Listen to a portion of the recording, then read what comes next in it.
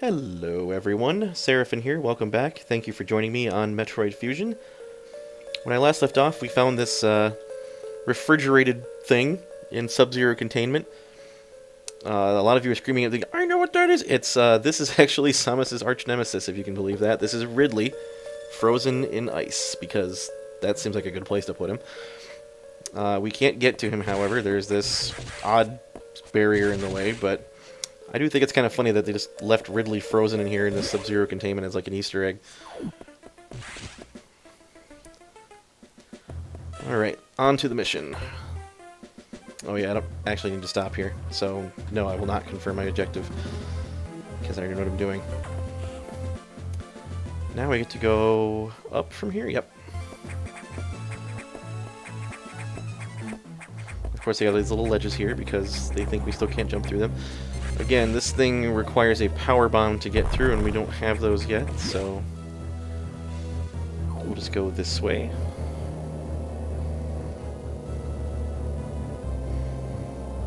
Habitation deck. I think we could have gone here first or something, but what do I know? And then we have these fun-looking guys again that I once again need to freeze to get on top of. Jeez, come on, get back over here. Going all the way to the top. And of course there's a gate here, and there's some fun-looking little animals inside this pen here. Looks like monkeys and ostriches or some nonsense, I'm not really sure what they are. Bust open that.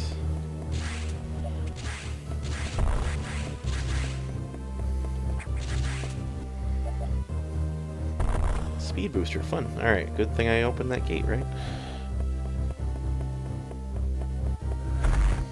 Plow through that. Let us open this gate and grab this missile tank. Unfortunately, these gates do not stay open for long. As soon as I close out, or leave the area and come back, they will be re-engaged.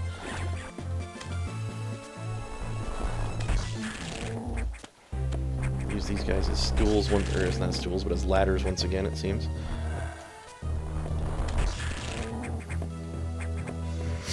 All the way up through here. Let's just get to this control station. Lock disengaged. Gate opening. Oh, hello, ostrich friend. Or whatever the heck you are. And with little creepy space monkeys with antennas. And baby ostrich, because reasons. And there they go.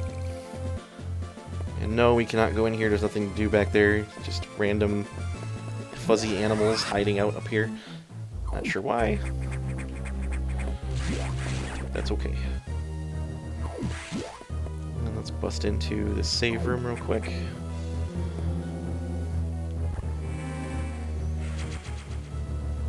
Save complete.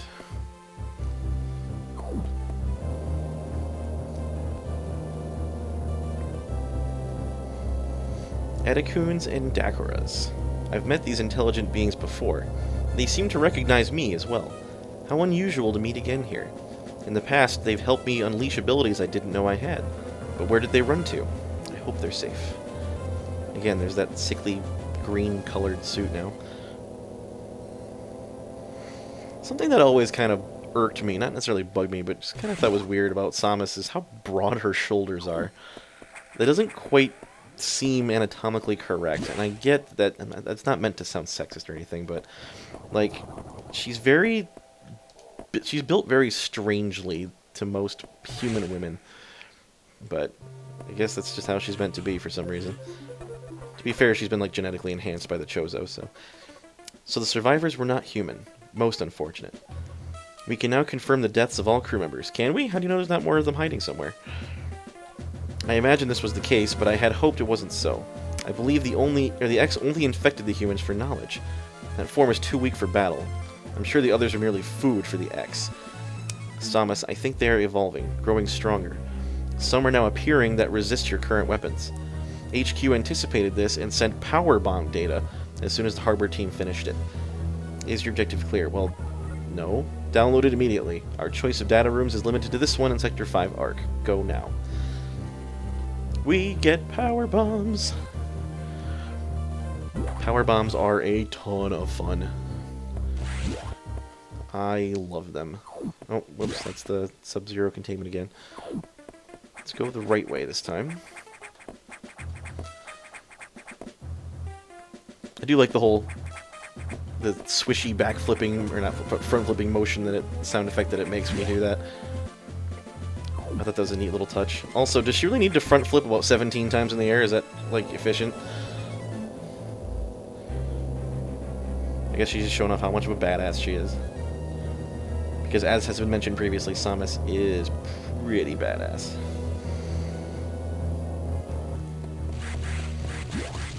Let's head out with this goofy pink purple beam in my puke green suit. Perfect combination.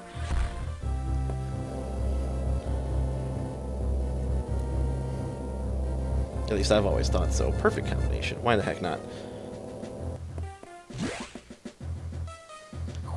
And here we are in the navigation room. You've been to this data room before, but I'll show you its position again. Must you, though? You stop me just to point it out again? Come on. I know where I'm going. I will save, however, real quick.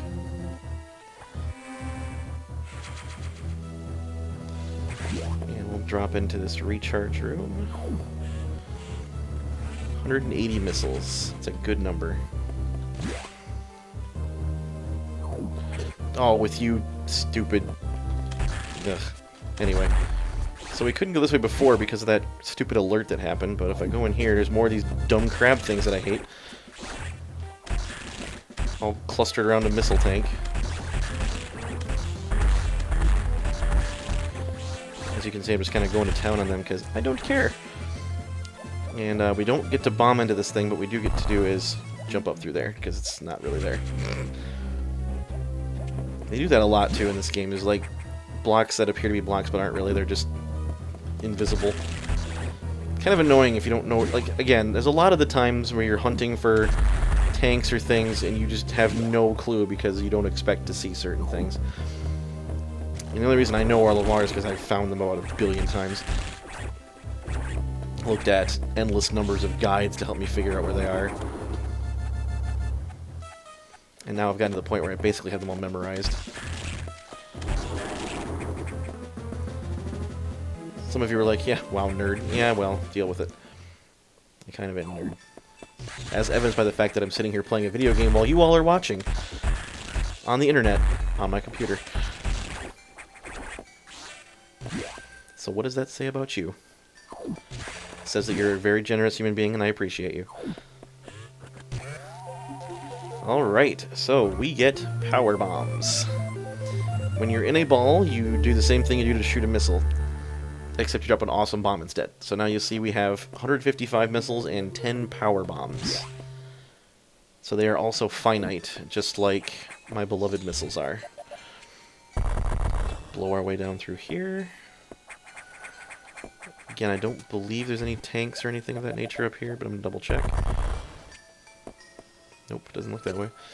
Oh, with these stupid turtle things. Oh, I grabbed that one already, so let's go this way.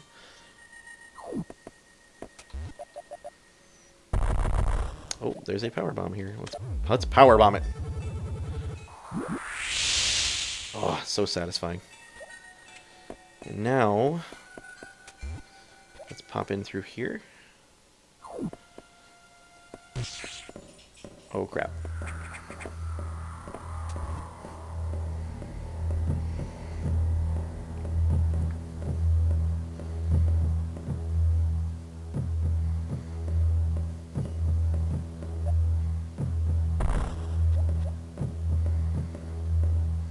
Here's the funny thing about this encounter is the SAX is not going to leave on its own.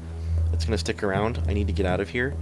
However, it's too dumb to jump over that ledge and come get me. So as long as I pace my movements here and wait until it walks away to blow this wall apart, it won't find me. However, detonating the bomb does kind of alert it, and it comes right back immediately to come look, but then walks away again. So, The computer was talking about the intelligence of the X. I'm not convinced by this encounter. And then I get to go away. Now, that part is a little misleading because, as you saw, the first thing I detonated on the ground was a block that indicated a power bomb was required to get through, which would have worked. However, if I had detonated a power bomb, it would have hit the SAX. It wouldn't have hurt it very much. I don't think it would have hurt it at all. But it would have triggered the idea that there was something there, and it would have gotten smart enough to jump over the ledge and come kill me.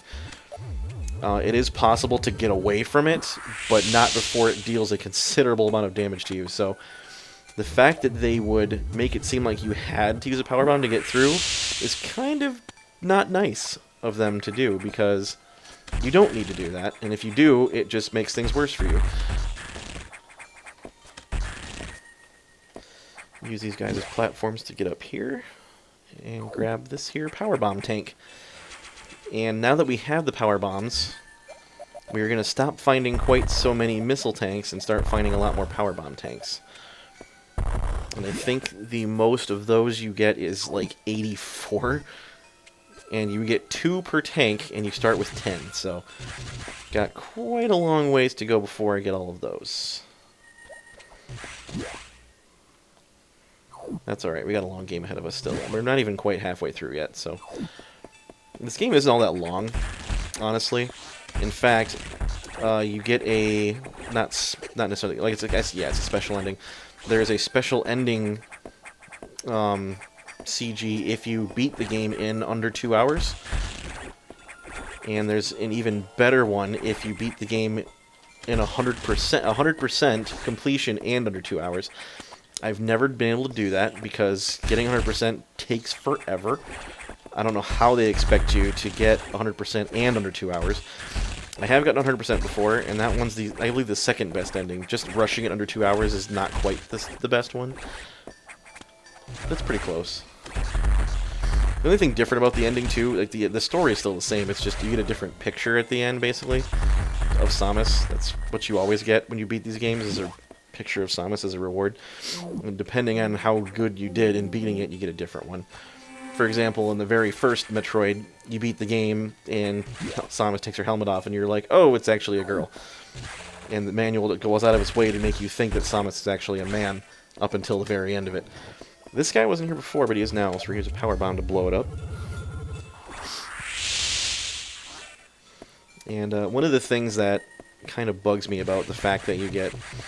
your reward for doing good is a picture. Yeah, that's great, and I appreciate that you get something different from just beating it normally. However, it does bug me a little bit how the reward for doing well at a game is, I guess it makes sense given the current demographic, and I'm not trying to sound like some kind of, political activist or something, because I'm not, I could care less, but the fact that they make it they tend to over-sexualize Samus, and I think that's a lot of the reason behind that is because they're really Nintendo's only main female character, and she's a very attractive female character, unfortunately too, for her sake, because it makes things very difficult for some people. And that, again, I don't really care all that much, but I lament the fact that they have to milk that particular cow to get some sort of benefit out of it. For people to want to play through their game and get 100%, yeah, you get Samus in a bathing suit, great, okay, well, that's nice and all, but this is really annoying, by the way. I didn't... Oh, son of a... Sorry. Alright, well, anyway, I'll try that again. You gotta time freezing these things so they're right over the middle, so you can jump up on them and get over the false floors. Very annoying. And in fact, this isn't even the worst one. There's a much worse one later on. I don't think I can quite make... Oh, jeez. Yeah, I was over just a little too far. So the problem is I had it that one time, but then of course there's another false floor right as soon as you get off it. And that's a really big jerk move, if you ask me.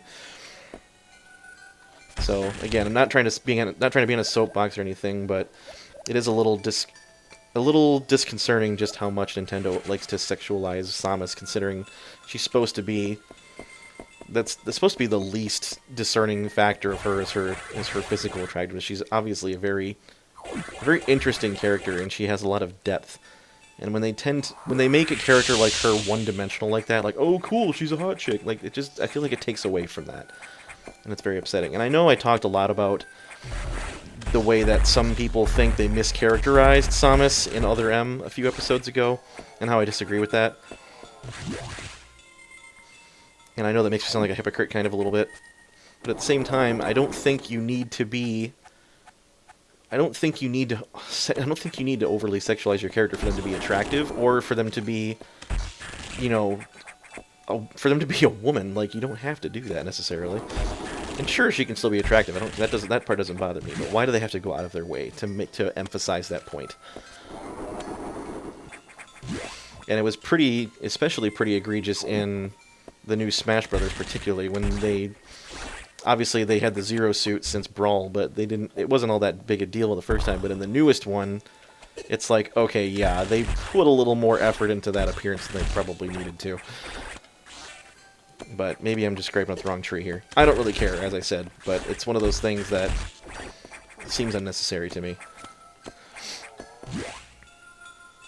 Some of you are yelling, "You'd shut up and play the game." Yeah, okay, fine, I'll stop talking about it now. And in fact, I've gone a little longer than I meant to, so we're going to stop right here and save the game.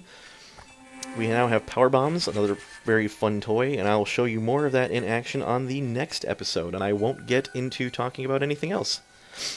I don't know, I'll find something to talk about that isn't quite so controversial. So until then, however, thank you all very much for joining me. This has been Seraphin. I bid you farewell, and stay classy, internets.